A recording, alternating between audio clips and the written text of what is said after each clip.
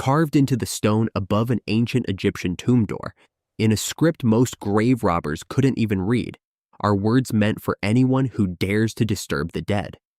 Not a warning sign, a threat, a promise of what the dead will do to you from the other side. For most of history, people laughed these off as superstition, the empty bluster of a dead man.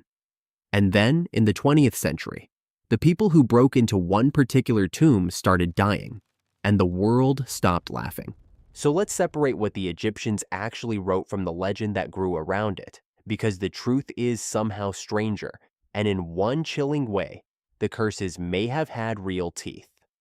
First, understand that tomb curses were real things that real Egyptians really carved. This is not a movie invention. In tombs going back to the Old Kingdom, especially in the private tombs of officials and nobles, archaeologists have found genuine inscriptions threatening anyone who would defile or rob the resting place of the dead. And they were not gentle.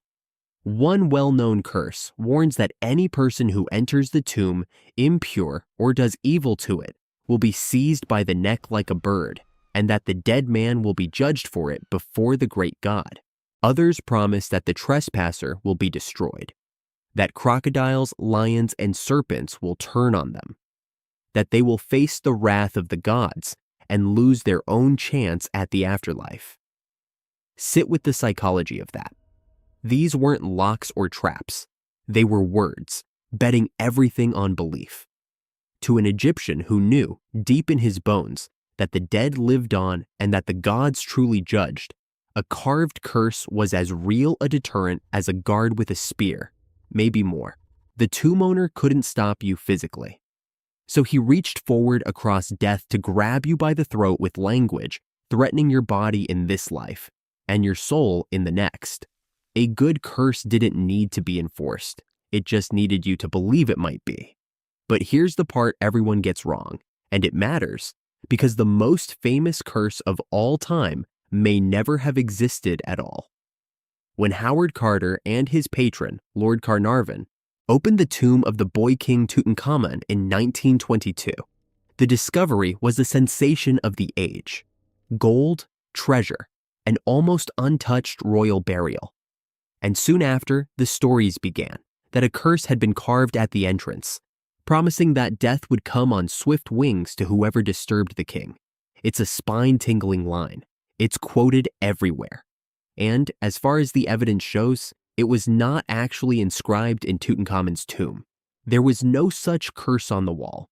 The famous warning that launched 1,000 mummy films appears to have been embellished, or simply invented, by a press that was hungry for a story and an audience that desperately wanted to believe one.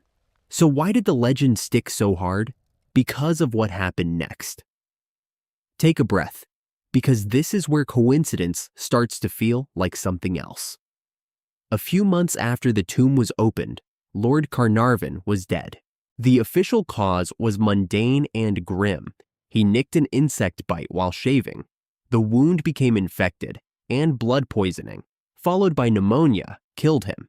An ordinary tragedy. Except the timing was so perfect, so soon after he'd violated a pharaoh's rest, that the world drew the obvious, irresistible conclusion.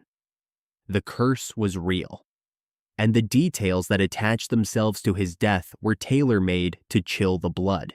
The story went that at the exact moment Carnarvon died in Cairo, the lights across the whole city flickered and went out. And that back home in England, hundreds of miles away, his dog threw back its head, howled, and dropped dead in the same instant. True, almost certainly the kind of detail that grows onto a legend like barnacles. Unverifiable. Too perfect.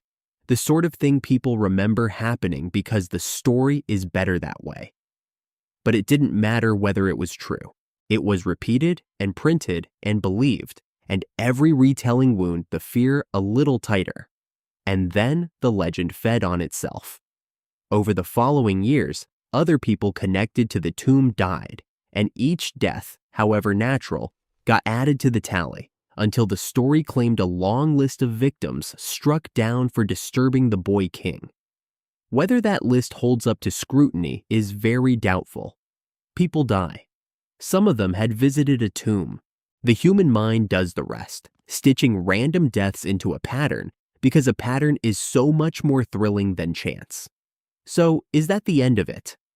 A real ancient practice, plus a fake inscription, plus a string of coincidences blown up by newspapers?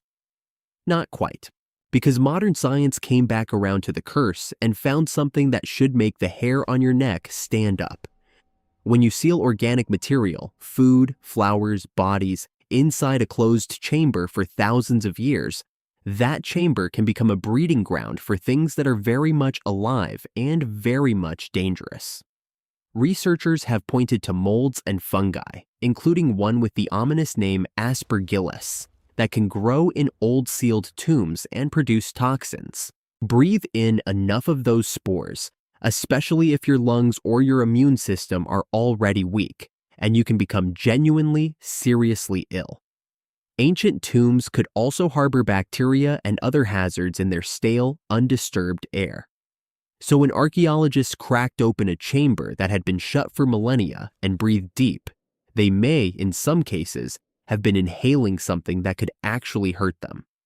Not a supernatural curse, a biological one.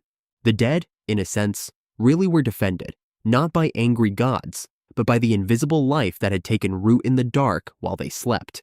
Let that reframe the whole thing for you. The Egyptians carved their curses believing the gods would strike down intruders. They were wrong about the mechanism. But a sealed tomb genuinely could be a poisoned place, and a person who broke in genuinely could fall ill and die from what was waiting in that air. The threat on the wall and the danger in the room arrived at the same destination by completely different roads. The curse promised harm to those who disturbed the dead. And sometimes, by pure microbiology, harm is exactly what they got. And the worst part?